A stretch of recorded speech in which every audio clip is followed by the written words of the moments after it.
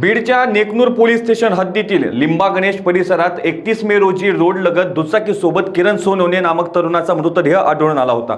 सुरुवातीला हा अपघात असल्याचं निदर्शनास येत होतं, मात्र पोलिसांच्या तपासात ही हत्या असल्याचं उघड झालं।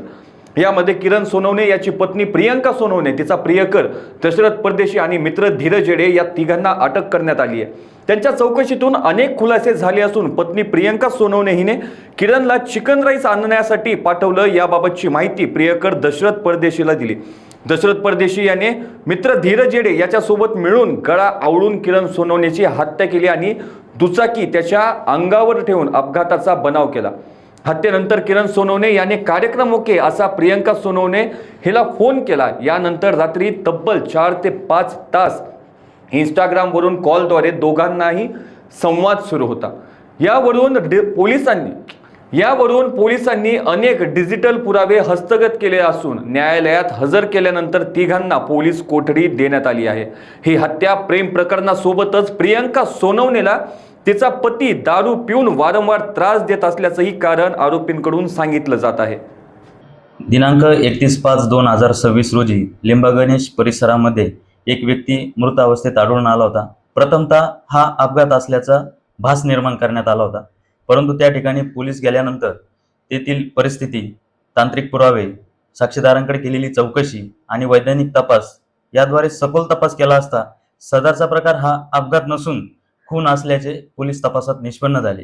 त्याप्रमाणे घटनेचे गांभीर्य लक्षात घेऊन पोलिसांनी तात्काळ त्यात खुनाचा गुन्हा दाखल केला आणि तपासाची चक्रे फिरवली। त्यामध्ये 2 संशयित आरोपी पोलिसांना निष्पन्न झाले। त्यांचा शोध घेत असताना पोलिसांनी त्या 2 संशयित आरोपितांना पनवेल येथे सापळा रचून ताब्यात घेतले। त्यांना अटक करण्यात आली। त्यांची पोलीस कोठडी घेण्यात आली। पोलीस कोठडी दरम्यान आरोपितांनी दिलेल्या माहितीवरून आणि त्यांचे मोबाईल CDR लोकेशन यावरून केलेल्या तपासामध्ये यामध्ये मैताच्या पत्नीचाही सहभाग असल्याचे निष्पन्न झाले। तसेच सदरचा प्रकार हा मुख्य आरोपी व मैताची पत्नी यांचे 4 महिन्यापासून प्रेम संबंध होते, त्यातूनच घडलेला असल्याचे निदर्शनास आले। सध्या 3ही आरोपी पोलीस कोठडीमध्ये आहेत। न्यायालयाच्या अनुषंगाने भक्कम पुरावे संकलित करण्याचे काम चालू आहे।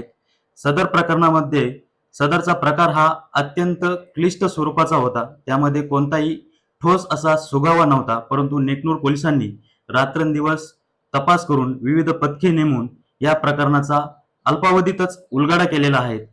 आरोपितांना न्यायालयाच्या कचाट्यात आणण्यासाठी नेकनूर पोलीस स्टेशन कटिबद्ध आहे। जय हिंद। हत्या झाल्याच्या नंतर आरोपी आणि मयत व्यक्तीच्या पत्नीमध्ये पुन्हा संवाद झाला आणि हत्या झाल्याचं त्याने कन्फर्मेशन त्या पत्नीला दिल्याचं समजतं। नेमका हा खून झाला होता का?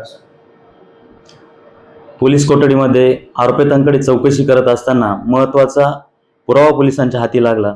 आरोपितांनी घटनेच्या दिवशी मैताच्या पत्नीसोबत सकाळपासून दीर्घकाळ मोबाईलवर संभाषण केलेले आहे।